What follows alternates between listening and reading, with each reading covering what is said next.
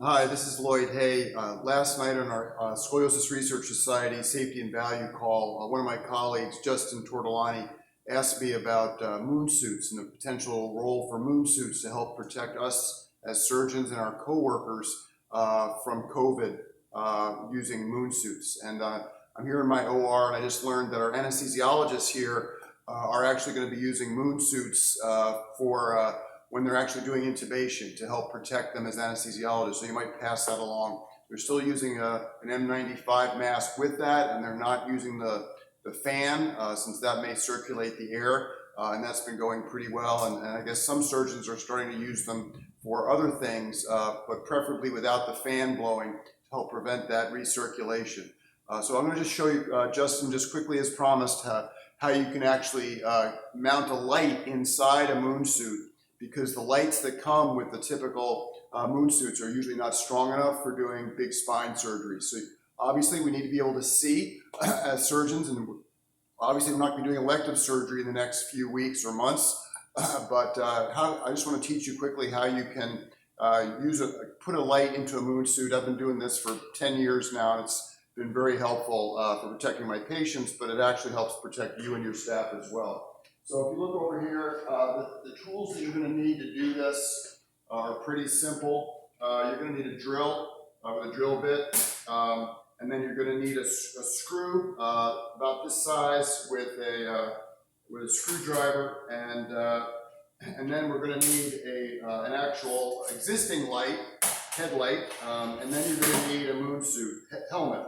Now this is the older style striker helmet, and I would strongly recommend this one over the new ones. I really don't know if there's a way to mount one on the new ones, but very likely your striker person has these, or your hospital may have it, or something similar, because this one has a stronger front on it for actually putting the screw in. So the steps are pretty simple. The first step is to get the old, take the existing light, and what you can do is actually just peel this back here, and I can zoom in a little bit here so you can see a little bit better.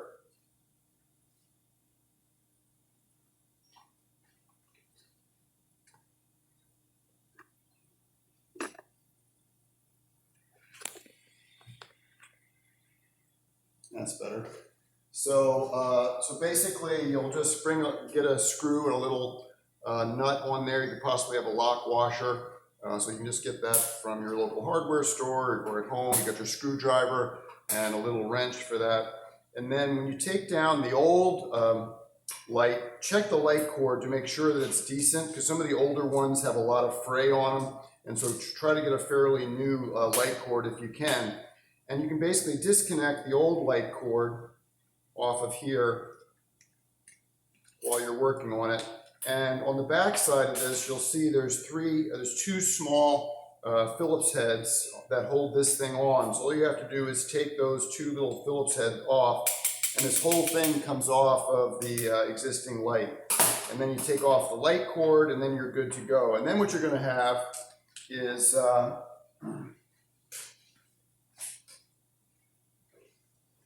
you'll basically have this. You'll have a light cord, and then you'll have the light itself.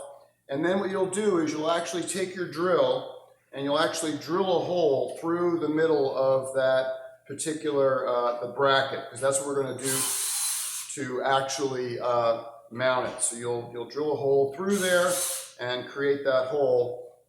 And then what we have to do is on the striker helmet, you need to basically, if you can find one of these helmets, or if your striker rep has some of them in their garage, or if they can find them, basically there's this little lip on the front, and there's a little set screw on the other side that you can take out very easily. But then basically you just take your drill, and you can take off the small set screw on the other side, but then just basically drill yourself a hole through there. And then all you have to do is to take your, you're going to take your light, which is right here, the bracket, and you're actually going to take your screw here, and you put the Phillips head side of the screw through the hole, and then you take your light and put that on the inside, like this, and put it over the screw. And then you just put your nut on the back side.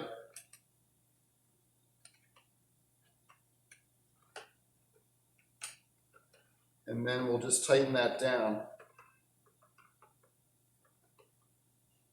And this light will be a lot brighter than the one that tends to come with that, or you may not even have a moon suit light where you are. So this is a really good solution. So you just tighten this down, and that'll mount the light firmly to the moon suit.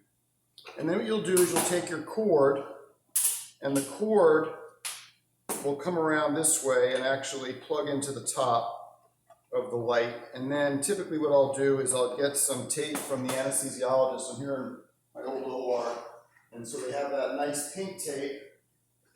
So you can just grab some pink tape, or you can use electrical tape, whatever you want, to actually then just tape the cord along the side of your moon suit helmet. And I'll typically put 1 or 2 pieces along here. You can put a loop if you want, but just put on a piece of tape to hold the cord in place. And then you're good to go. And then so one of the things that you'll notice is there's actually 2 different types, at least from Stryker. They have 2 different types of moon suits. There's the old style moon suit helmet, which goes with this, that has the Velcro, and that one is this Stryker one right here, which is has this reference number 408-840-100, and these are the old style ones that are still available at some places. At my other hospital, they still have them, and so that moon suit looks like this. Actually, this looks like it might be one of the newer ones because it has the magnets, but the bottom line is some of them have magnets like this one, which is the newer one. And if you do use the older moon suit helmet, you can actually put a small magnet on either side here in that exact spot and actually cut and separate the Velcro so that this moon suit helmet can be used with the old style Velcro moon suit helmets, but it also can be used with the newer helmets, with the newer ones which have the magnet. You can see how it clips on there. And so then all you have to do is make sure you have some of these moon suits. You'll get one of these, either the new style or the old style, and here you can see, let me just pull the camera back a little bit so you can see this. So the way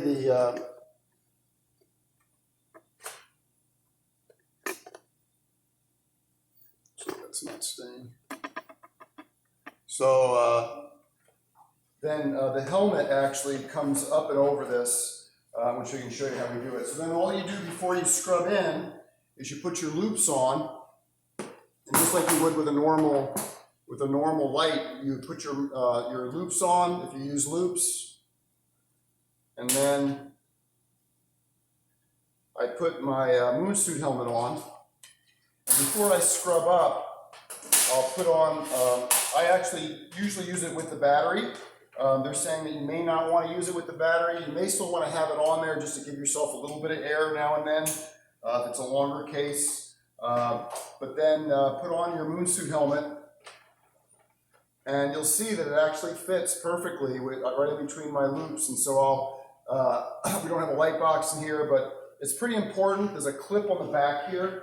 Make sure you do put a clip on here and clip it on to your shirt. Maybe even have them put tape on there, because it does put some stress on your neck if you don't do that. So definitely have somebody tape or put that clip on the back. And then just take your thumb and then check your light and make sure that it's well centered and everything. And then go ahead and scrub up, and then your moon suit will come over here. So they just put over your head, and then you're totally protected. But the patient, the reason why I've been doing this for years is the same reason as the total joint docs do, is really mostly to protect the patient. But it is amazing when you look at your moon suit afterwards, after doing a big spine, is that these moon suits actually allow you to peel off a layer of plastic on here during surgery. So if it gets bloody almost like on NASCAR. You can actually peel this off, and it's amazing. Even after just operating for a while, you'll see how this plastic actually has lots of big and small droplets on it, which would have been on your face or on your neck to bring home to your family, which would not be great.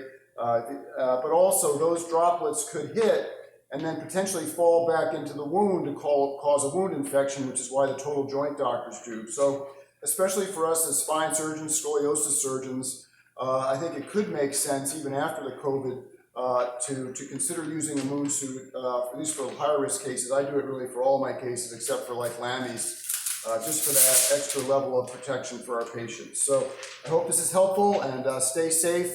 And Justin, you got your instructions. See if you can find one of these old ones and maybe work with your striker rep. You can configure it and use it, and also make sure your anesthesiologists know that they could potentially use this as additional protection for intubation.